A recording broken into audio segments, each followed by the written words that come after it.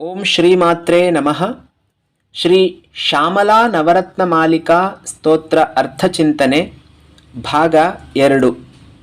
ಕಳೆದ ಭಾಗದಲ್ಲಿ ಪೀಠಿಕಾ ರೂಪದಲ್ಲಿ ಆಚಾರ್ಯರ ಸ್ತೋತ್ರ ಸಾಹಿತ್ಯದ ಬಗ್ಗೆ ತಿಳ್ಕೊಂಡ್ವಿ ಹಾಗೂ ಧ್ಯಾನ ಶ್ಲೋಕದ ಅರ್ಥವನ್ನು ತಿಳ್ಕೊಂಡಿದ್ದೀವಿ. ಇಂದು ಮೊದಲನೆಯ ಸ್ತೋತ್ರದ ಅರ್ಥಚಿಂತನೆಯನ್ನು ತಿಳಿಯುವಂತಹ ಪ್ರಯತ್ನ ಮಾಡೋಣ. ಶ್ಲೋಕ ಹೀಗಿದೆ: ಓಂಕಾರ ಪಂಜರ ಶುಕೀಂ ಉಪನಿಷದ್ ಉದ್ಯಾನ ಕೇಲಿ ಕಲಕಂಠೀಂ ಆಗಮ ವಿಪಿನ ಮಯೂರೀಂ ಆರ್ಯಾಂ ಅಂತರ್ವಿಭಾವಯೇ ಗೌರೀಂ. ಗೌರೀಂ ಗೌರವರ್ಣವನ್ನು ಉಳ್ಳಂತಹ ಅಮ್ಮ ಭವಾನಿ, ಪಾರ್ವತಿ, ಲಲಿತಾಂಬಿಕಾ, ಮಹಾತ್ರಿಪುರ ಸುಂದರಿ, ಸರಸ್ವತಿ ರೂಪದಲ್ಲಿರುವವಳೆ, ನಾನು ನಿನ್ನನ್ನು ಅಂತರ್ವಿಭಾವಯೇ, ನನ್ನ ಹೃದಯದಲ್ಲಿ ಧ್ಯಾನ ಮಾಡ್ತಾ ಇದ್ದೀನಿ. ಆರ್ಯಾಂ, ಆರ್ಯಾಂ ಅಂತಂದರೆ ಪೂಜ್ಯಳು ಅಂತ ಅರ್ಥ. ಪೂಜ್ಯಳಾದಂತಹ ಗೌರಿ, ನಾನು ನಿನ್ನನ್ನು ನನ್ನ ಹೃದಯದಲ್ಲಿ ಧ್ಯಾನಿಸ್ತಾ ಇದ್ದೀನಿ. ಹೇಗೆ ಅಂತ ಹೇಳಿದ್ರೆ, ಓಂಕಾರ ಪಂಜರ ಶುಕೀಂ, ಓಂಕಾರ ಎನ್ನುವಂತಹ ಪಂಜರದಲ್ಲಿ ಶುಕೀಂ ಹೆಣ್ಣು ಗಿಳಿಯಾಗಿ ಇರುವವಳು ಅಂತ ಅರ್ಥ. ಓಂಕಾರವನ್ನು ಪಂಜರಕ್ಕೆ ಹೋಲಿಕೆ ಮಾಡ್ತಾ ಇದ್ದಾರೆ. ಯಾಕೆ ಅಂತಂದರೆ, ಓಂಕಾರ ಅನ್ನುವಂಥದ್ದು ಪ್ರಣವ ಸ್ವರೂಪ. ಅದನ್ನು ಅರ್ಥ ಮಾಡಿಕೊಳ್ಳೋದು ಬಹಳ ಕಷ್ಟ. ಅದೊಂದು ಪಂಜರ ಇದ್ದ ಹಾಗೆ.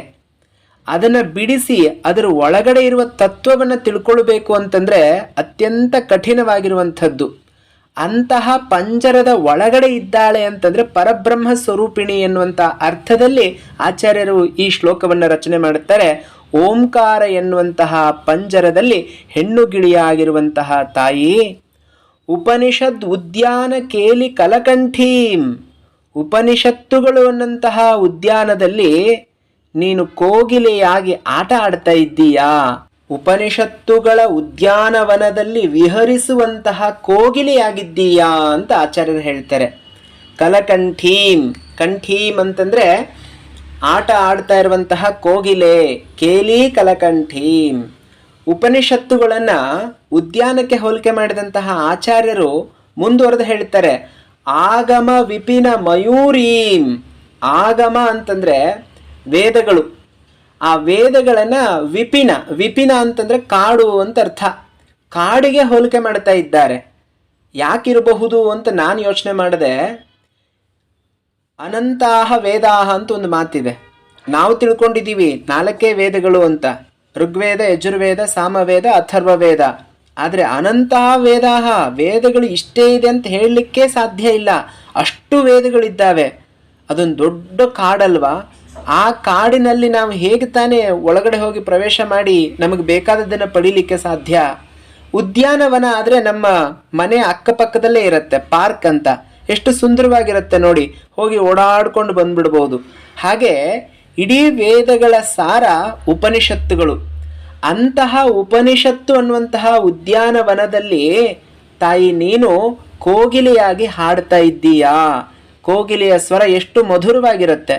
ಈ ಉಪನಿಷತ್ತುಗಳನ್ನು ಅರ್ಥ ಮಾಡಿಕೊಂಡ್ರೆ ಜೀವನ ಪಾವನ ಆಗಿ ಹೋಗುತ್ತೆ. ಹಾಗಂತ ಅವರು ವೇದಗಳನ್ನು ಬಿಡಬೇಕು ಅಂತ ಹೇಳ್ತಾ ಇಲ್ಲ. ಅದಕ್ಕೆ ಹೇಳ್ತಾರೆ ಆಗಮ ವಿಪಿನ ಮಯೂರೀಂ. ಮಯೂರಿ ಅಂತಂದರೆ ಹೆಣ್ಣು ನವಿಲು. ಆಗಮ ಅನ್ನುವಂತಹ ಕಾಡಿನಲ್ಲಿ ಹೆಣ್ಣು ನವಿಲಾಗಿರುವವಳೇ, ಆರ್ಯಾಂ ಅಂತರ್ವಿಭಾವಯೇ ಗೌರೀಂ. ಅಂತಹ ಪೂಜ್ಯಳಾದಂತಹ ಮಾತೆ, ನಾನು ನಿನ್ನನ್ನು ನನ್ನ ಹೃದಯದಲ್ಲಿ ಧ್ಯಾನ ಮಾಡ್ತಾ ಇದ್ದೀನಿ ಎನ್ನುವಂಥದ್ದು ಮೊದಲನೆಯ ಶ್ಲೋಕದ ಅರ್ಥ. ನಾಳೆ 2ನೇ ಶ್ಲೋಕದ ಅರ್ಥವನ್ನು ತಿಳಿಯುವಂತಹ ಪ್ರಯತ್ನ ಮಾಡೋಣ. ಧನ್ಯವಾದಗಳು.